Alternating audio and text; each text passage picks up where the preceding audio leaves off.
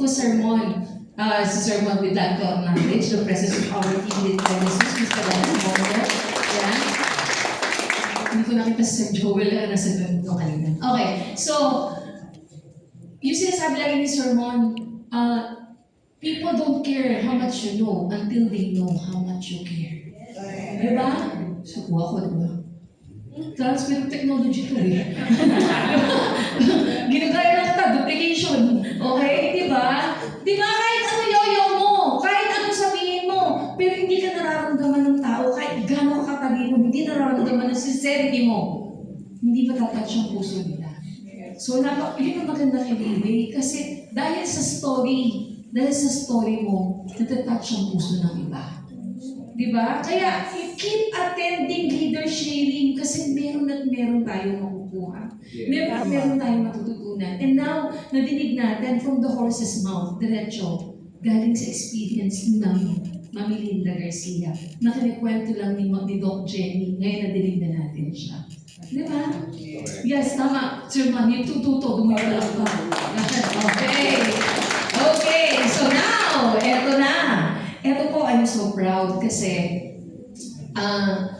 kaibigan ko siya noon pa sa dating marketing company, and knowing her, siya po yung determinasyon niya nandoon, yung parang maging lagi doon sa top. Yung laging nasa unahan, laging number one, nandoon lagi yung heart niya, nandoon yung determination niya na gawin yun. And ngayon, witness ko ulit sa kanya yung ganon, nung nag-run siya ng bago. Biro mo ilang araw na lang para sa last day niya, sa third month niya. Imagine mo, nasa 3 days, 2 nights seminar kami. Paano ka magtatawag? Wala kami means para magtawag doon. Kasi wala talagang time. Kasi yung time mo doon, talagang i-maximize mo yung sa 3 days, 2 nights. Hindi ka makakapag-follow up, wala kang gagawin. Pero ano yung nangyari? She made it happen. 10 days! 10 days! Ganun yung determinasyon ng taong ito. Ganun ko nakikita kung gano'n siya ka-hard worker. Ganun yung, alam ba, yung mindset niya na gagawin ko to, ito yung direction ko. No ifs, no buts, no becauses, gagawin ko to. Yung ganung klaseng determinasyon. Kaya ang lakas na influensya niya na kami din nandito, willing kami sumuporta. And I'm so proud na ako, sponsor niya ako. Nandito ako dahil sa kanya. O, di ba? Ang laki-laki talaga ng opportunity o papasalamat ko, nagkaroon ako ng pagkakataon na maging part ng Dayway dahil siya yung nag-invite sa akin dito. Sorry na lang kayo, hindi siya ako. Anyway, dahil doon, yung influence niya, she is engineer by profession. Engineer din siya. Bakit ang dami engineer dito? Sa susunod na lifetime ko, engineering ang makunin ko. Mga successful mga engineer dito eh. She's an engineer by profession. Yes, she's a babae siya, engineer siya. Nagamit ba niya pagiging engineer? Siguro, kasi nasa COA siya eh. Dati siya sa COA. Retired director po siya ng COA. So, kung tutusin, may pension. Dahil ka ma'am, may pension. Kasi natrabaho siya for 34 years. 42 years siya nagtrabaho. Siyempre, dapat naman meron kang pension, di ba? So, may pension siya. Yung pension niya, hindi ordinaryo. Bakit mataas ang position niya eh? Meaning, niya sa government, mataas yung position niya. Pwede siyang hindi magtrabaho? Pwede. Pwede siya hindi magtrabaho. Pwede itaas na lang ang paa, humilata, mag-travel, kung ano gusto yung gawin, pwede. Pero bakit siya nandito sa Linway? Diba? Bakit? Anong meron kay Linway? Ano yung meron? Bakit nandito siya? Nandito siya at ramdam ko ang assistance, tulong, help, ano pa ba ibang terms na pwedeng gawin? Hindi lang yun. 6 ang anak niya, pang-pito po ako. Talaga naman. Ma'am, sasali ka pa rin? Sige, pagulo ka na. Okay, gusto sumali, hindi naman namin kalinya. Okay, go! So, makapagkailangan pa tayo sa lahat ng pasasalamat ko sa aking direct na sponsor. Gusto niyo bang madinig? Gusto niyo na siyang madinig? Yes! So, welcome our team Great Pegasus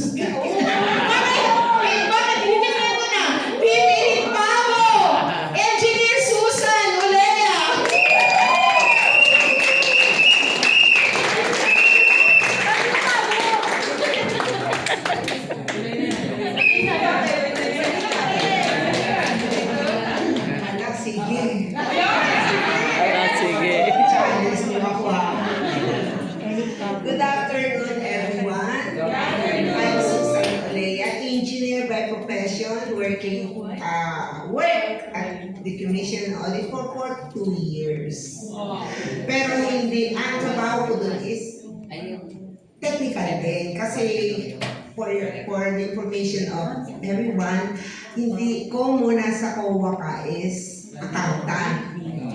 In COA, merong doong division na technical. Sino nga bang mag-audit ng mga projects ng government? Diba? So, technical group. Kami yun na nag-audit. Pero hindi ko inabot yung flood control project. Or else, marami akong nasa TV, interview, or else, or anyway. So, yun ang yun nangyari. Kaya, what ko talaga is technical audit. Sila, yung mga accountant, yung audit sila ng financial. Pero sila, dependent sa aming report. Kasi wala naman silang gagawin report na kung hindi, hintay nila yung report na technical. So yun, pinaliwanag ko lang po. So ngayon po, i-share ko po sa inyo yung tatlong nag-share kanina, nagbigay ng sharing sa atin. Number one is Mommy Babes. When I joined here, I saw yung pag naglalakad siya dyan sa labas, nakatungkod siya. Pero ngayon wala na. Diba? Parang able na siya makakuha ng boyfriend. Kasi bago na talaga. Malaki ng pinagbago niya. Oo, totoo po yan. Talagang nakikita ko yan na ganyan-ganyan siya. Pero determined di ba yung sinasabi nila na kaya pag nandito ka, kailangan porsigido ka. Porsigido siya makakuha ng boyfriend. Hindi po. Basta malaki na po ang pinagbago. Totally transformed na siya to many things. And then, yun nga, earning siya while enjoying. Yan naman makikita naman ninyo yung facial expression niya. Ganda-ganda mo na talaga Mommy Babes niya. Talaga. And yung pong number 2, si Ma'am Evangeline Villanueva, ang ginawa niya is nag-shopping siya sa mga maraming networking, mga businesses. And then, nag-join siya dito because of yung na-impress siya dun sa best policy niya na gumaling siya. So, kaya nagpatuloy siya, di ba? So, yun. And then, nag-travel siya for free. But, dumating yung time na umalis din siya, di ba? Because, hindi umalis. Huminto, nag-isap muna, and then, bumalik. Lahat naman tayo, may karapatan naman tayo na kung medyo, may reason naman kung bakit, teka muna, parang napapagod na ako. Pero, the important thing is, hinahanap-hanap, bumalik pa rin siya sa Liwe. And the leaders, yung leaders naman dito, dating yung leader, willing naman talaga na i-accept kung sino yung mga dati mong member na bumabalik. Kumbaga parang sa isang family na naligaw ng landas, pero babalik ulit. Tanggapin natin. So, kaya yun ang nangyari sa kanya. Na rin siya, bumalik, at then, yun, naging maayos na naman ang niya dito. And then, yung kay Ma'am Linda Garcia, true enough na nare-receive ko yung mga information na sinabi niya kanina, is yun ay sinishare nung si Doktora, yung Obigani, Jenny. Sa kanya ko naririnig yun. Pero ngayon, diretso na sa kanya mismo, directly na narinig ko na ganun pala nangyari sa kanya, di ba? Huwag kayong mag-alala, ma'am. Ganyan din nangyari sa akin. Sa pamilya talaga. Siya, dalawang doktor. Ako isa lang yung kumontra sa akin kasi pharmacist, kaaway ko. Diba? Pharmacist gamot yun, diba? Sinira niya talaga sa akin to. Anyway, mamaya ko na ikukwento yung pinakahuli yun kasi latest lang yun sa nangyari sa atin. Kaya medyo fresh pa. But maganda yung nangyari. Diba? So, ang i-share ko, ang journey ko naman po, nag-umpisa ako dito sa business na ito, not to have business. I have so many health issues. Ito, frozen shoulder, back pain. Kita nyo, mayroon pa akong salamin. Noon, ang kapal ng salamin ko kasi 400 plus yung grado. Ngayon, nakatatlong palit na ako ng salamin. 100 na lang. Pati astigmatism ko, nawala. And even my diabetic ako. Sabi ng doktor, controlled ang iyong sugar. Pero hindi ko pa sinasabi na I'm taking this. Control ng sugar mo. So yun po, though kahit ako sabihin mo na I'm taking the Sportier, hanggat hindi niya sasabihin ng doktor na alisin yung gamot, hindi ko alisin. Actually, unti-unti na niya binabawasan, inaalis. Di ba? Yun. So, yun yung reason ko for joining, kumuha ng isang set dito sa 4th year natin because of my health problem. Imagine, 62 years old pa lang ako noon. About to retire na ako kasi hindi ko na ito may galaw. Hindi ko na nagalaw ang kamay ko. So darating na yung point na I cannot sign anymore yung mga documents dahil nga medyo mataas na yung position ko. Sign na lang ako re-review ko, baka iba-iba na yung stroke ng pirma ko, Pero sabi ko, mag-retire na lang ako at age of 62. Buti na lang po si Erwin. Si Erwin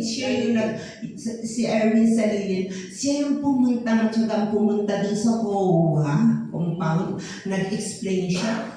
Pagkatapos siya mag-explain, kukuha ko niya. Credit card, uyabang ko talaga. Kinuha ko talaga. And after 2 weeks na nakita kami, gumagano na ako. Naitaas ko na to. Ito, hindi ko na ito nagagalaw. Hindi na ako nakakatulgas ng sobra talaga. Sobrang paghihirap ko. Babangon ako sa kama, hahawak sa gilid. Parang pili ko, sobrang tanda ko naman na. Sabi ko gano'n. At saka imagine, mapipilitan akong retire. Pero hindi pa retirable yun. Hindi pa mandatory. Kasi sa government, 65 ay mandatory. Umabot ako 65, parang hindi pa daw ako retirable. O di po ba? Because nandito na po ako sa relay.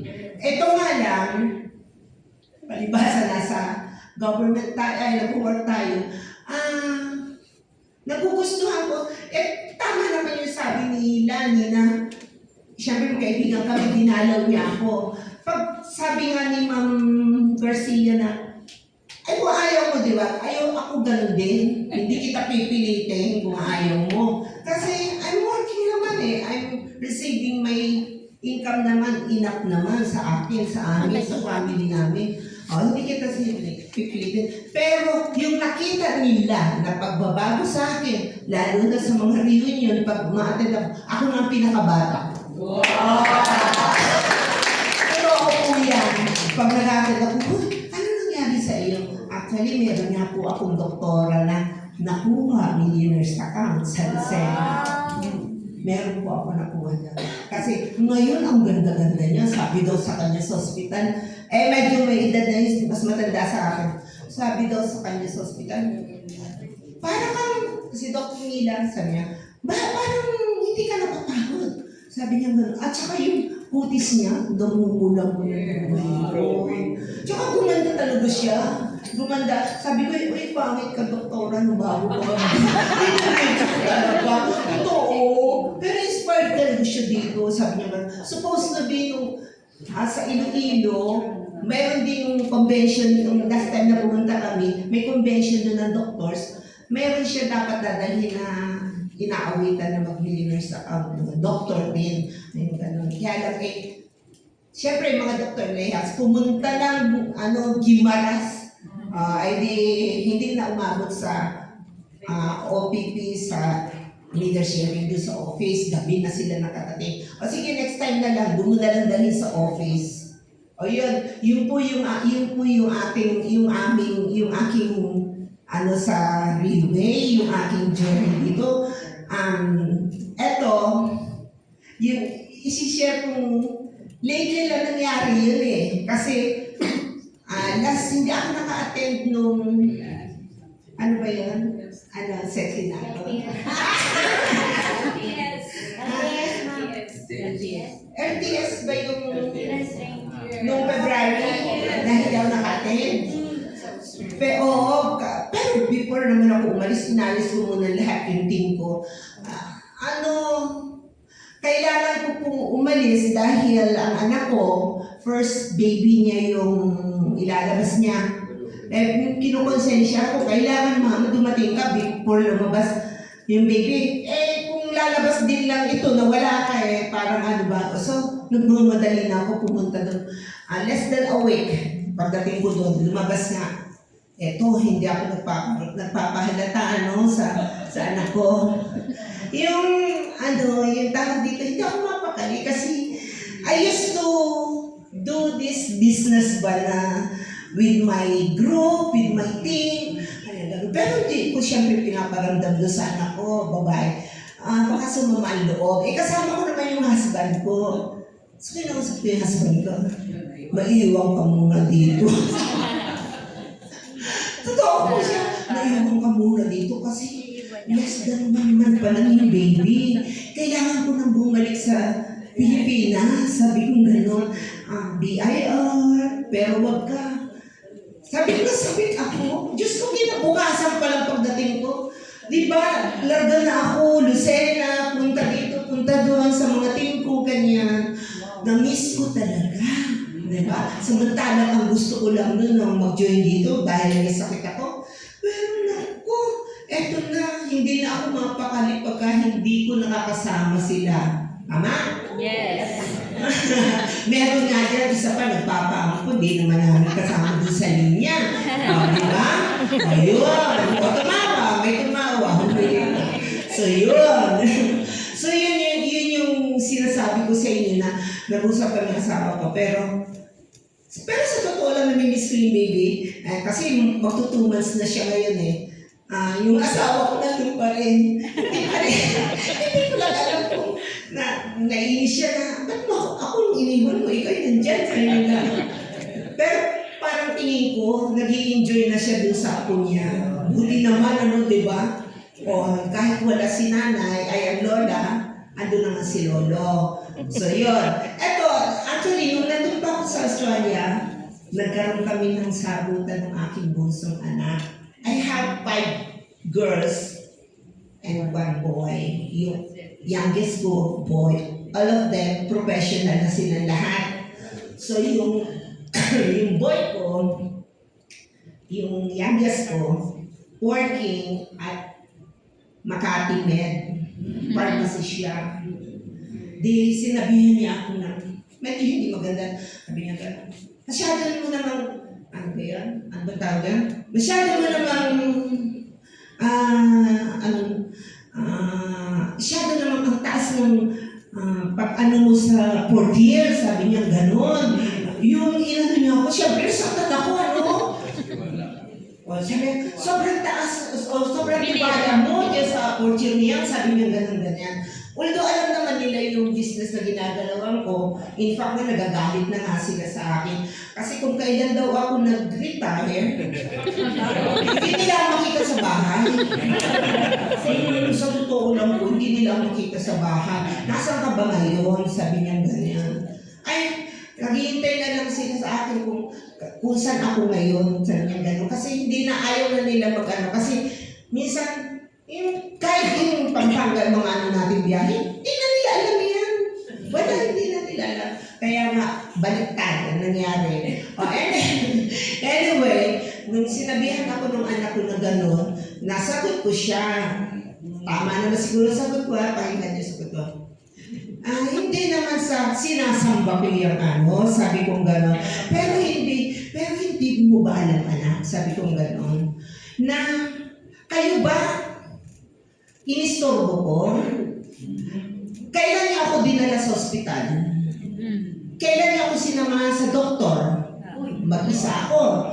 Sabi kong gano'n. At hindi naman ako nagpapadoktor. Nagpapadoktor lang ako every 3 months because yung diabetes ko. Di ba? Sabi ko, inistorbo ko ba kayo? Nangingi ba ako sa inyo ng pera or what? Para gano'n? Sabi kong gano'n. Wala. Kayo, kung anong ginagawa niyo, lahat kayo may mga trabaho, but never kayong ano. Sabi ko, never kayo sumama sa akin. Sabi kong gano'n sa kanya or tanungin man lang ninyo, pakiramdam ko. Hindi ba kayo natutuwa? Hindi ba ninyo alam kung ba't ako'y nagkakaganyan? Whereas yung mga kasamahan ko sa COA, kasi ang trabaho namin sa COA is stressful. Grabe. Marami na akong kasabay na namatay. Kasamahan ko, mga kasabayan ko po, namamatay. Maaga sila namamatay kasi hindi nila nalagaan yung health nila. Kaya ganyan po ang pagmamahal ko dito sa 4th year natin sa Pilipinas.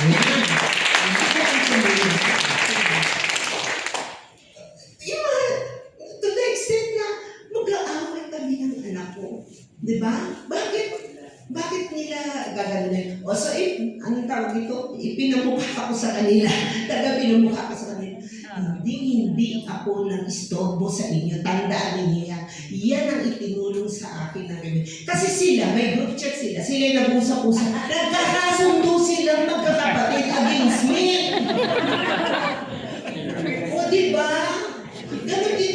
Diba si ma'am, dalawang doktor niya, ni-reject. Sa akin, isa lang naman. Pero once na nagsabi isa, kasi naniniwala si dahil pharmacist, akala nila yung pharmacist, akala nila, sila, yung gamot nila, yun ang makakagaling. Pero, yun. Muna sabi ko, matagal, siguro mga 2 to 3 weeks kami hindi nag-uusap. Habang nandun ako sa Australia. Wala kami communication kasi talagang inano ko. Tapos, nung pagdating ko na dito sa Pilipinas, kailangan ko pong magpa-laboratory. Direct dependent niya ako. So, I use yung card sa Makati. 60% discount ako sa laboratory. Lahat. From 9,000 to 3,000 lang ang binayaran ko. O di ba mag-aaway pa kami? Nagkasundo na. O diba? Yan po ang experience. Yun yung naging regret ko. Pero, and hopefully, yun yung pinapakita ko ngayon sa mga anak ko na sabi ko sa kanila, yung istorya ko sa kanila, totoo naman, ang dami namin pinupuntahan sa kadaling ay naku, nakakatuwa, nakaka-inspire. Kasi ang daming mga tao na nangangailangan talaga nitong 4th year nito. So pinaparamdam ko sa mga anak ko.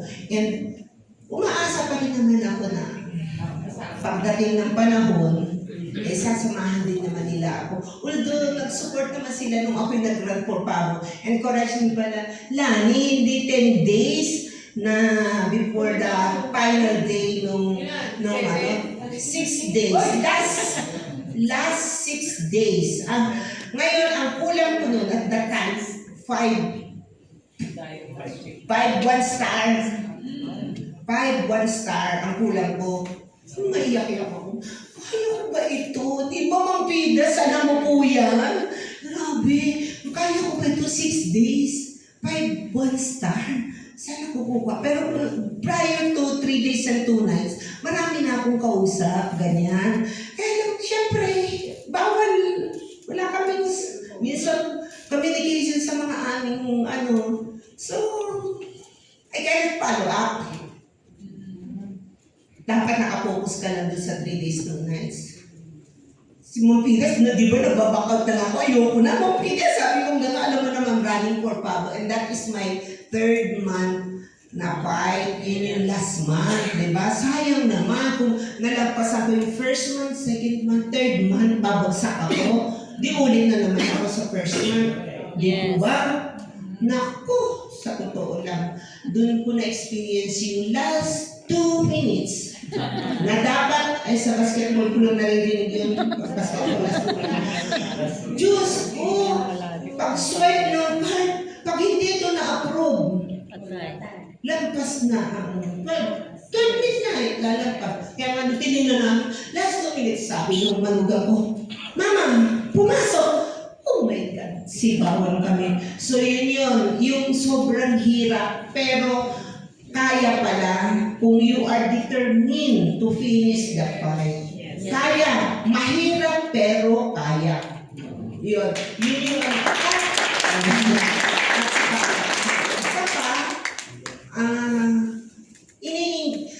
when I fight for that pabo, ginol ko yun, dreaming ko talaga yun. Usap kami ng mga pamangkin ko. Kasi mga pamangkin ko is kasama ko dito. Sila yung unang nag-suporta sa akin. Sila ganyan.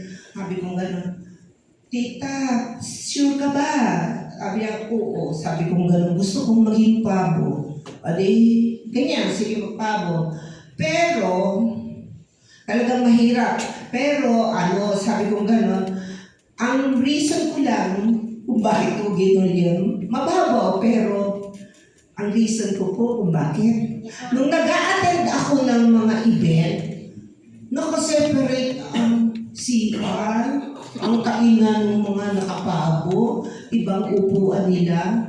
And then pag naglalaging ngayon, anong nakalagay doon? VIP. O, diba? Yun po yung aking sobra, sabi ko, sulit na sulit. At least na na-experience ko na masarap ko yung feeling. Hindi ako pipila din sa mahaba. Ikipag-agawan sa pintuan, Kasi meron kami special lane, yung mga elite. So yun po, at kaya lahat, kahit na naniniyan, mahirap pero kung talagang determined ka na makuha mo yan, kaya yan. Kaya talaga yan. Ako nga last 6 days at may last 6 days and last 2 minutes. O di po ba? Nakuha ko po talaga. At saka, pinag-pray ko naman talaga kay God na kung ibibigay mo yan sa akin, alam ko tutulungan mo ako. Sabi ko gano'n. Kung hindi, di, wala akong magagawa, di ba? Binigay naman mo yan. Di ba? Pero, wow, sobra po. Yun yung experience ko dito. Napakasarap. At saka yun nga, nag-i-enjoy ako. Kalaban ko, pamilya ko. Pero, alam ko naman na sinasabi lang gano'n lang sila. Because nila nanay ko, 42 years na nag-work. Tapos bakit sige pa siya ng work and work and work dito? Kasi hindi naman ho talaga ganun kadali. Why? Marami na po akong leaders. I am already responsible to them. Iiwanan ko ba sila? It's not for the money.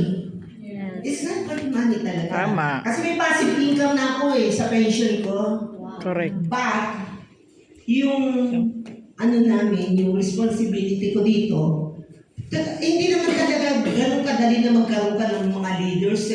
Hindi po. Kaya, dapat alagaan mo yan, mahalin mo yan, at talagang ituring mo pamilya mo, anak mo. So, yun yung nangyari sa akin. Kaya dumami na ang anak ko. Anim lang pero dumami na talaga. So, yun po ang aking sharing and sana kayo magpabo rin.